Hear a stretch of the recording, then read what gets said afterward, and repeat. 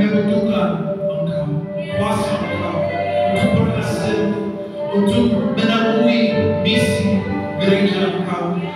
Sekarang dari saat ini sampai radar selesai, kami mau komit hidup kami untuk mendengar suara Engkau, untuk menerima sesuatu yang baru, supaya kita bisa pulang dari sini dengan visi yang baru, dengan pengurapan yang baru.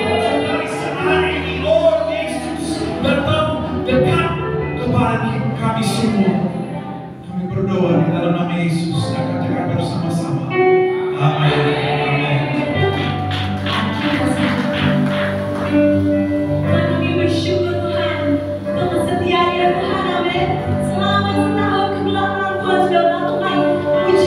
Mujizat hal besar kami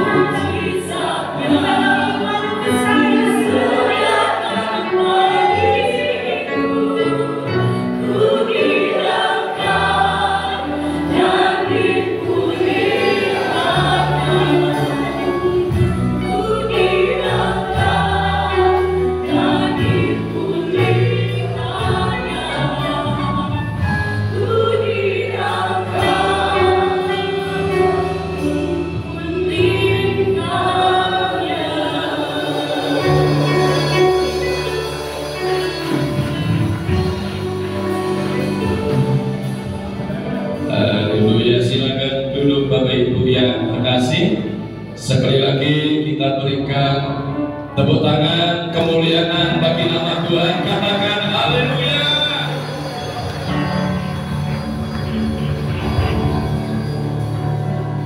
Baik, terima kasih buat para musisi dan tim pemuji yang luar biasa. Terima kasih buat tim multimedia yang juga sudah membantu berlangsungnya pembukaan rapat kerja daerah BPD 2 Jateng dan DIY. Selamat sore Bapak Ibu yang dikasihi oleh Tuhan. Salam. Katakan sekali lagi salam. Katakan God is good. Coba tepuk sebelahnya, katakan Tuhan baik. Puji nama Tuhan. Bapak Ibu dan saudara-saudara sekalian, segenap pelayan Injil GEJA di Indonesia, BPD 2 Jawa Tengah dan DIY. Pertama-tama kami mengucapkan selamat datang dalam rapat daerah BPD 2 Jawa Tengah dan DIY. Pada rapat kerja daerah atau Rakerda pada tanggal 30 April sampai dengan tanggal 2 Mei tahun 2024 yang dilaksanakan di Hotel Sendang Sari Batang, yang mana Rakerda telah memutuskan bahwa rapat daerah diadakan di bulan Januari tahun 2025. Mengingat berbagai hal, maka rada mundur sedikit di awal bulan Februari. Karena itu ada baiknya nanti saat sesi pembahasan program tahun 2025 bisa langsung diputuskan kapan tanggal radar itu akan diadakan di bulan Januari. Rakerda bulan Januari tahun 2026. Dengan demikian, hal itu bisa menolong membantu kegiatan-kegiatan lainnya bisa segera saling menyesuaikan, khususnya kepada BPP. Dalam hal ini adalah beliau Bapak Pendeta Gatot Budiono selaku pembina BPD 2 Jateng dan DIY, bukan hanya mendapatkan tugas untuk membantu menolong kegiatan yang ada di BPD 2 Jateng dan DIY, namun juga ada di beberapa daerah lain yang mana beliau juga harus mengatur kegiatan-kegiatannya. Pada kesempatan ini, ucapan terima kasih kami sampaikan kepada Bapak Pendeta Venus bersama dengan jemaat yang sudah membantu kami di dalam mempersiapkan radar sehingga radar bisa terlaksana di tempat ini.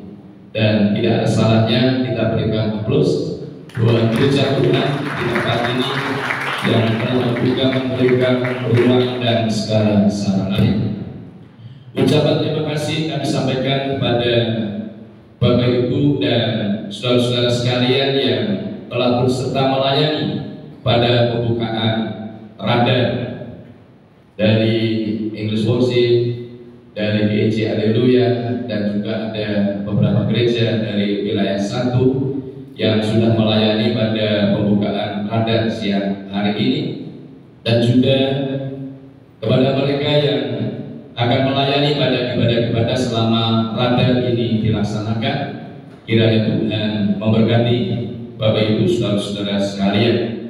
Bapak Ibu yang dikasihi oleh Tuhan, puji Tuhan, waktu terus berjalan dan saat ini kita sudah sampai di tahun ketiga sejak BPD 2 Jateng dan DIY dilantik pada bulan April tahun 2022. Sesuai dengan tata gereja dan peraturan pelaksanaan GEJ di Indonesia, maka BPD 2 Jateng dan DIY memberikan laporan pertanggungjawaban atas pelaksanaan program 2024-2025 yang didasarkan pada roadmap GEJA di Indonesia tahun 2016 sampai dengan tahun 2041. Laporan pertanggungjawaban ini bertujuan sebagai bahan evaluasi dan kajian atas pelaksanaan program yang telah dilaksanakan maupun yang belum dilaksanakan, sehingga dengan demikian dapat dilakukan penyempurnaannya kegiatan di masa yang akan datang. Karena itulah, mari kita satukan hati kita menuju arah baru, yaitu gereja yang sehat dan gereja yang kuat. Bila mana didapatkan sebuah kemajuan dan pertumbuhannya, sesungguhnya ini adalah keberhasilan dari kita semua, keberhasilan dari gereja lokal, keberhasilan dari departemen, keberhasilan dari wilayah. Karena apa yang disampaikan dalam laporan pertanggungjawaban ini adalah hasil kerja dari ketiga komponen yang tadi telah saya sebutkan. Rapat daerah tahun 2025 mengusung tema Live Up. Melalui tema ini kita disadarkan dan diminta untuk aktif dalam mengembangkan kepemimpinan dan mengembangkan setiap potensi yang ada di dalam diri kita dan di sekitar kita, untuk kita terus bertumbuh meningkatkan diri, naik satu tingkat dan terus naik ke level yang berikutnya. Dengan semangat kita kerjakan apa yang menjadi bagian kita, dan Tuhan akan mengerjakan apa yang menjadi bagiannya. Semoga di tahun 2025 Tuhan membawa kita memasuki suatu fase pelayanan, tahun kemajuan bagi jemaat dan bagi gereja Tuhan. Yang percaya, yang setuju katakan amin. Bapak Ibu, di dalam Kisah Para Rasul pasal yang kedua, ayat yang ke-41 sampai dengan ayatnya yang ke-47 memberikan petunjuk bahwa buah dari pengajaran yang dilakukan oleh Rasul Petrus adalah semakin bertambahnya orang-orang yang percaya kepada Tuhan Yesus. Bukan saja bertambahnya secara kuantitas, tetapi juga secara kualitas. Iman jemaat semakin kuat dan bertumbuh. Hal ini ditandai di mana mereka dengan tekun dan bersatu hati memuji Tuhan. Mereka hidup rukun, sedia sekata, dan disenangi banyak orang. Jemaat memberi dampak yang positif baik secara internal dan eksternal, sehingga setiap hari jumlah mereka bertambah-tambah. Pertumbuhan secara kualitas dan kuantitas ini terjadi karena adanya ketekunan, kesatuan dan komitmen dari para pemimpin, yaitu para rasul, yang memberikan pengajaran dengan baik, dan juga gaya hidup, perilaku dan karakter mereka yang mencerminkan karakter Yesus yang menjadi teladan. Tidak dapat disangka bahwa kepemimpinan memiliki pengaruh yang besar bagi kemajuan organisasi yang dipimpinnya.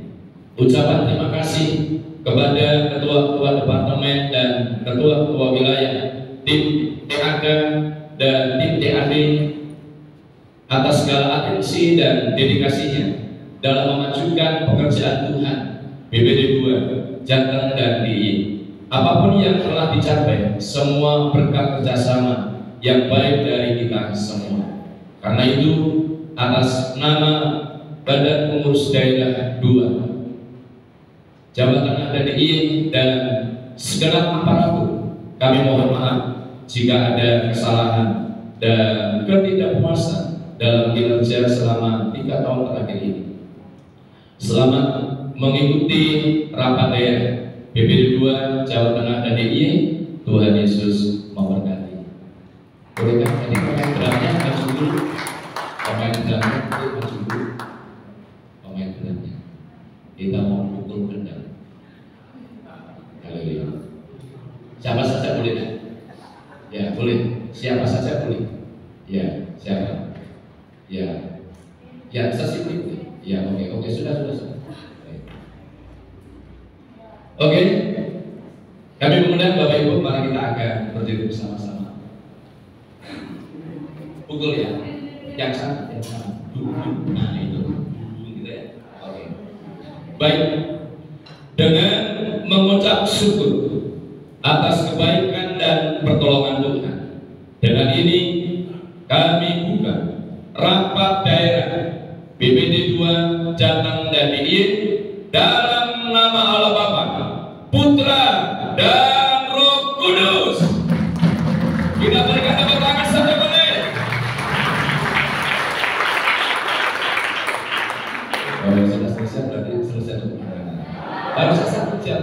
Silakan duduk. Baik. Selanjutnya kita akan mendengarkan kata sambutan dari BPP. Dalam kali ini Pak Dapat Priyono sebagai pembina. Betul Pak? Saya persilakan.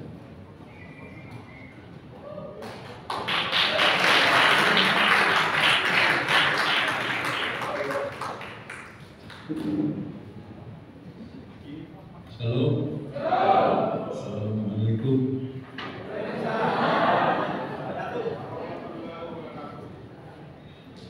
Ya, puji Tuhan, saya senang sekali bisa hadir dalam acara rapat daerah ini. Pertama saya ingin sampaikan salam dari Bapak-bapak dari BPP, Pak Arif, Pak Alex, Pak Yas, dan Ibu Wiwi, untuk saudara sekalian, sehingga saya harus mengucapkan ini dulu supaya saya tidak berhutang karena harus menyampaikan salam mereka kepada saudara. Terima ya saudara salamnya. Terima dengan salam. Ya, salam saudara. Terima kasih ya. Saya ucapkan terima kasih kepada BPD yang memberikan undangan kepada BPP untuk hadir dalam acara rapat daerah ini, dan kiranya rapat daerah ini akan dapat langsung dengan baik untuk menyatakan nama Tuhan dan akan dekat bagi kita sekalian. Saya sapa lebih dahulu pertama-tama para calon pelayan Injil yang sudah hadir, lalu para pelayan Injil, lalu kemudian pendeta pembantu, lalu pendeta muda, dan akhirnya pendeta yang sudah tidak muda lagi. Saudara yang melayani di Jawa Tengah, maka BPP ingin mengucapkan terima kasih baik kepada Badan Pengurus Daerah dan aparaturnya yang sudah mengabdi selama 3 tahun kurang sedikit dengan para hamba Tuhan, para kepala sidang, perintis yang melayani gereja kita sampai membawa kemajuan GSIA seperti yang sekarang ini. Saudara, kita tahu bahwa pada waktu kongres itu, maka kita mengerti tema kita dalam 5 tahun ke depan ini adalah GSIA menjadi gereja yang ya nggak apa-apa ya, tidak bisa jawab ini masih masuk surga. Yang jelas waktu kongres kita sepakat bahwa ke depan ini tema membangun kita adalah GSIA yang relevan. GSIA yang relevan berarti kita ini mesti dapat menjawab kebutuhan yang ada di lapangan pelayanan, kan gitu. Kalau yang namanya relevan itu mesti dapat menjawab kebutuhan yang ada dalam pelayanan. Mereka yang ada dalam pelayanan kita, masyarakat sekeliling kita merasakan kehadiran kita, itu adalah artinya relevan, sehingga mereka katakan, ini hadir ini cocok, ini relevan dengan saya. Tapi kalau sesuatu tidak relevan, kita ada di jalan yang sama, tapi kita tidak saling kenal, tidak saling menyapa, bahkan tidak menjawab kebutuhan. Nah, pertanyaan memang, apakah kehadiran gereja-gereja sidang Jumat Malam kita di daerah 2 Jawa Tengah dan DIY ini dirasakan oleh masyarakat? Saya merasakan kehadiran gereja sidang Jumat Malam ini relevan pada kami karena kebutuhan-kebutuhan kami dijawab oleh mereka. Jadi orientasinya tidak ke dalam, tapi keluar, sehingga kita, masyarakat sekeliling kita mengatakan kehadiran mereka benar-benar relevan menjawab kebutuhan-kebutuhan yang dirasakan. Kayaknya kita dapat nilai berapa di situ ya? 100 ya, oke. Yang nggak tahu bagaimana kita dapat nilai, saudara-saudara yang mengetahui yang ada di lapangan kita masing-masing. Lalu kemudian diberikan satu tema yang lebih kuat lagi. Kalau memang kita ini relevan, maka supaya dampaknya begitu hebat, maka kita harus sehat dan kuat. Gereja setempat itu harus sehat dan kuat. Karena kalau nggak sehat dan nggak kuat, bagaimana kita bisa memberi dampak kepada yang di luar? Biasanya yang kurang sehat, yang ditolong oleh yang sehat, gitu kan? Benar nggak ya? Lalu ya, jadi yang sehat dan yang kuat bisa menolong yang kurang sehat, dan kurang kuat. Nah, harapan kita dalam pemandangannya berarti di luar gereja itu masyarakatnya kurang sehat dan kurang kuat, lalu gereja lokal yang hadir itu sehat dan kuat, maka dia akan bisa punya dampak kepada masyarakat sekitar. Jadi mudah sekali keputusan kongres kita sebenarnya supaya kita betul-betul menjawab kebutuhan yang ada di lapangan sana. Menariknya, kita mengatakan GSJA mesti menjadi gereja yang sehat dan kuat, tapi kemudian beberapa tahun lalu BPP melihat di data para pelayan Injil GSJA di Indonesia. Ternyata muncul data bahwa mayoritas pendeta GSJA ini umurnya berada pada umur 30 sampai 50 tahun. 30 sampai 50 tahun. Lalu mayoritas kedua yang jumlahnya juga besar sekali, yang ini jumlahnya sangat besar. Yang jumlahnya juga besar adalah yang di atas 50 tahun. Nah, saudara akhirnya mengharapkan berarti yang 30 tahun ke bawah sangat kecil. Bukan hanya kurang dari 10%, tapi cuma kurang dari 5%. Kalau kita ngomong seorang yang sehat dan kuat, itu biasanya dimiliki oleh yang umur berapa sih?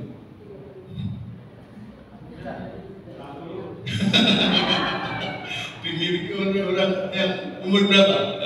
Nah, kita tahu lah, mestinya 30 ke bawah. Jadi kita sungguh-sungguh bertanya dengan tema kita menjadi gereja lokal yang sehat dan kuat. Karena apa? Coba lihat aja, kalau lagi makan bersama, percakapan di antara orang-orang yang usianya sudah 60 ke atas, apa yang diomongkan? Bukan obat apa yang kamu ini kan, cerita lagi, ketemu dokter siapa gitu. Oh, dokter ini kalau lebih bagus. Lu temanku itu kan, nah, biasanya percakapan kita adalah sekitar itu. Ya. Adalah seperti itu, ya. Jadi yang kita menyadari, nah, saudara, saya tergolong yang golongan yang kedua tadi. Jadi sudah agak bau-bau tanah gitu loh ya. Jadi kekuatannya sudah tidak seperti dulu lagi. Maksudnya apa? Maksudnya, ketika kita lihat data, biasanya data itu berbicara kepada kita. Apa yang terjadi dalam gereja kita kalau begitu? Persoalannya sangat luar biasa penting kita perhatikan adalah bagaimana regenerasi terjadi. Artinya kita harus merekrut anak-anak muda lebih cepat, dan sehingga pelayanan GSJA ini lebih cenderung menjadi jawab-menjawab masyarakat yang jumlahnya cukup banyak, yaitu saya pernah cerita kepada saudara sebelumnya. Jadi beberapa tahun lalu kan memang saya dan istri saya ini membantu pelayanan satu gereja lokal yang ada di Bali. Nah, saya juga mau sedikit memberikan pengumuman karena cukup banyak orang berpikir bahwa saya dan Pastor ini tinggal di Bali. Tapi saya dan Pastor sebenarnya sudah menemani gereja itu sejak tahun 2013. Tapi cara menemaninya adalah jarak jauh. Jadi kami tetap tinggal di Malang, tapi gereja itu kami tuntut tumbuh. Di 2013 bulan Juni mereka mulai itu kira-kira ada 50 orangan itu. Tapi karena kami tuntut mereka tumbuh, lalu mereka kerja keras, kita terus tambah. Waktu sebelum pandemi Desember tahun 2019 tercatat jumlah jemaatnya dari bayi sampai lansia itu 596. Jadi kami tidak di Bali, jadi itu Tuhan yang memimpin mereka dan menolong mereka. Lalu kena hantam COVID, nah, cukup banyak jumlahnya. Kalau menurut hitungan kami banyak, kalau menurut hitungan orang yang tidak ada di dalam keluarga gereja itu barangkali sedikit. Kami yang merasakan orang di dalam salah satu tokoh-tokoh. Tapi kemudian juga orang-orang sana itu banyak pelancong dari mana-mana cari kerja. Jadi karena COVID banyak yang pulang, sehingga akhirnya setelah pandemi itu kita catat akhirnya tinggal 400 tambah sedikit. Tapi memang dasar mereka ini suka sekali mencari orang yang belum kenal Tuhan gitu. Maka terakhir bulan lalu saya cek daftarnya karena kita mau ada rapat kerja. Ini hari Kamis dan Jumatnya ada rapat kerja. Rupanya sudah dapat orang-orang lain lagi yang dimenangkan sehingga jumlahnya menjadi 530. Jadi saya dan Wester kita tinggal di Malang. Kami menjadwal sebulan sekali sana. Wester di minggu pertama, saya minggu yang lain. Pokoknya hanya sebulan sekali saja. Tapi jemaat bisa. Ini supaya saudara nanti dari Bali ya Pak? Enggak, kan dari Malang ya, jadi supaya tidak terlalu mikir-mikir yang jauh-jauh. Nah, saya tadi ngomong mengenai orang tua dan orang muda. Jadi waktu kami dulu baru mulai, mereka mau mulai tahun 2013, itu pas kebetulan anak saya yang pertama kuliah di Fakultas Kedokteran di Udayana sana.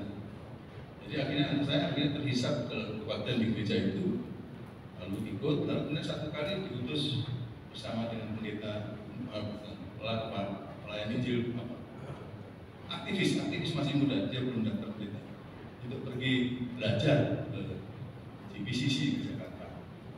Dan pada waktu mereka pulang, lalu saya tanya, Yuk, namanya kan Ayu, sejak kamu datang ke sana, kamu kasih tahu kesanmu tentang gereja kita itu seperti apa. Lalu Ayu dan orang yang ikut itu acara tersebut training selama 45 hari ngomong, gereja kita itu memang nuansanya tua gitu. Nuansanya tua. Sehingga segala sesuatu keputusan dan model-modelnya itu memang cocok untuk dihadiri oleh orang tua. Dan itu menyebabkan jumlah anggota jemaat yang ditulis sekian banyak tadi, mayoritas anggotanya tua. Tapi karena kita menyadari ini nggak boleh ya terjadi terus-menerus gitu. Karena ngomong sangat gamblang saja, yang tua itu masa depannya adalah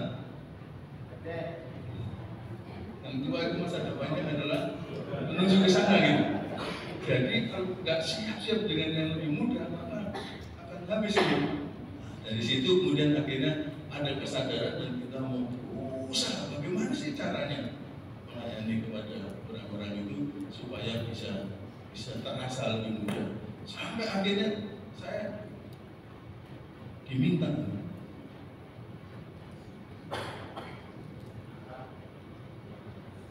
sepatu saya, celana saya.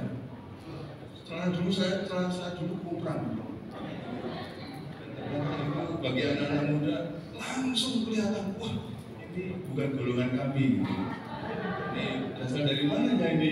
Lalu kemudian akhirnya saya berusaha, tapi ini terlalu kecil untuk dijadikan yang sangat besar.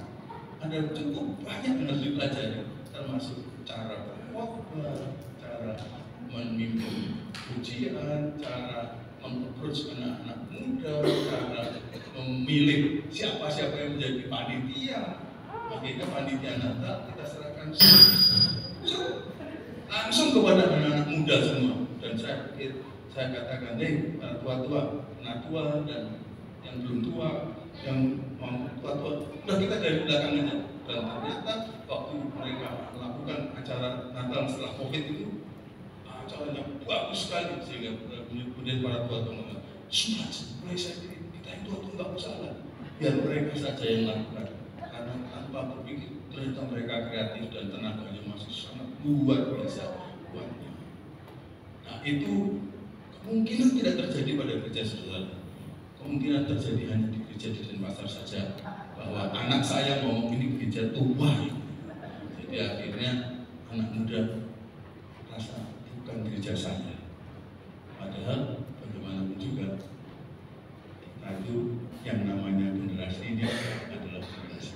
Coba nanti dicek kalau begitu, setelah ini mulai dicek model ibadah kita, model sampaikan firman, model mengambil keputusan, model menata dekor di tempat ibadah dan sebagainya. Jangan-jangan kita tidak relevan dengan zaman yang sedang datang. Kita sebenarnya sedang melayani zaman yang sedang pergi pada zaman yang sedang datang. Ini kenyataan. Lalu kalau akhirnya ada gereja-gereja yang benar-benar mempelajari mereka, gereja-gereja itu banting tulang beras keringat untuk bagaimana bisa melayani kaum yang sedang datang ini dengan sangat baik. Saya bisa kalau boleh saya katakan kalau bahasa Jawa mereka itu jengking supaya bisa mendapatkan pelayanan yang sangat cocok menjawab orang ini, dan akhirnya mereka mendapatkan hadiahnya dengan siapa yang menghadiri dalam ibadah-ibadah. Terima kasih karena kita mesti ada kesadaran ini. Saya sudah umur 62, sebenarnya 63 sebentar lagi, dan saya mau menyadari kekurangan yang saya ada, yang mungkin di dalam diri saudara tidak ada, tapi saya mau mengajak keyakinan kita adalah kita harus relevan dengan zaman di mana kita melayani. Dan moga-moga kata-kata saya ini tidak akan ditentang oleh Rasul Paulus atau Petrus atau siapapun. Saya terus baca dalam Alkitab, mereka itu adalah orang-orang yang berusaha untuk melayani zamannya supaya zamannya dapat benar-benar dilayani dan merasa terlayani. Lalu akhirnya mereka benar-benar merasakan Tuhan hadir melalui orang-orang ini. Terima kasih.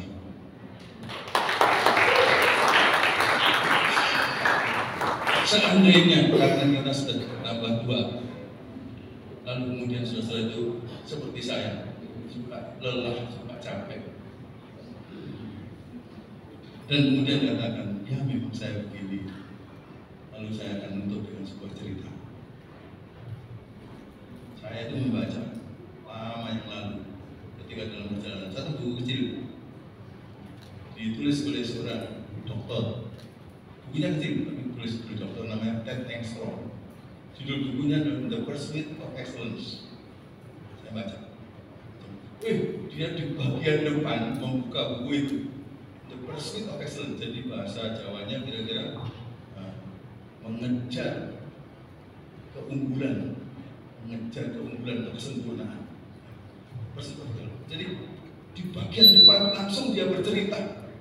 Cerita tentang cerita persahabatan di antara seekor burung elang dengan seekor induk ayam.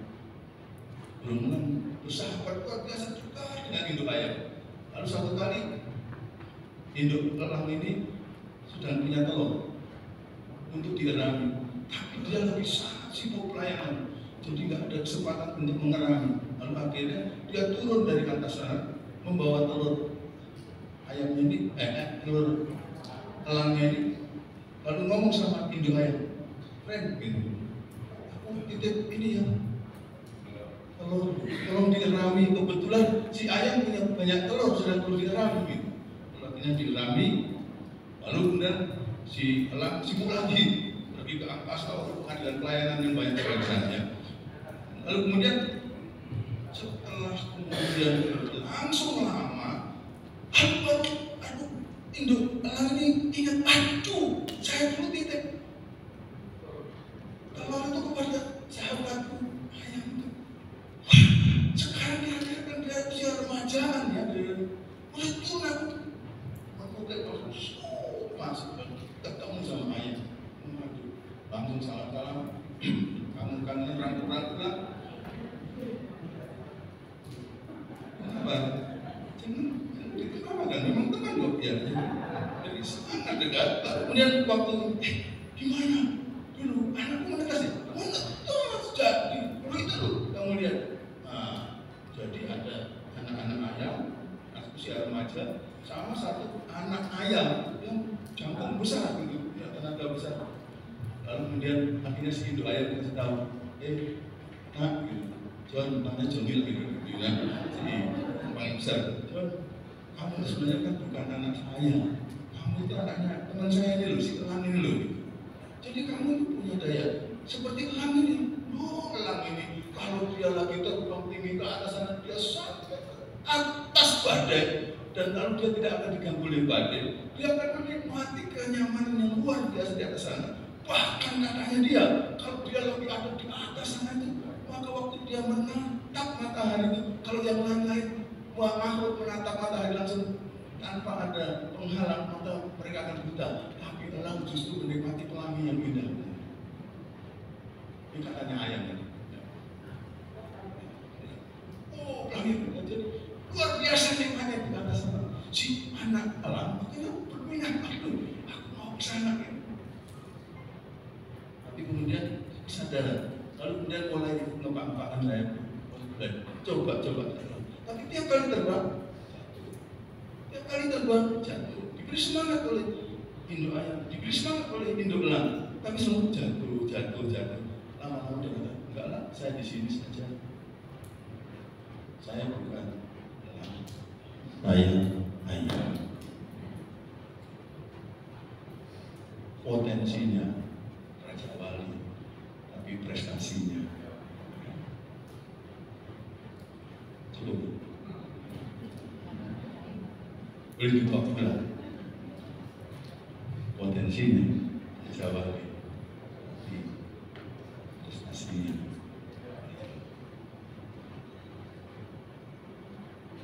badannya, kekuatannya Raja Wali. Sorry.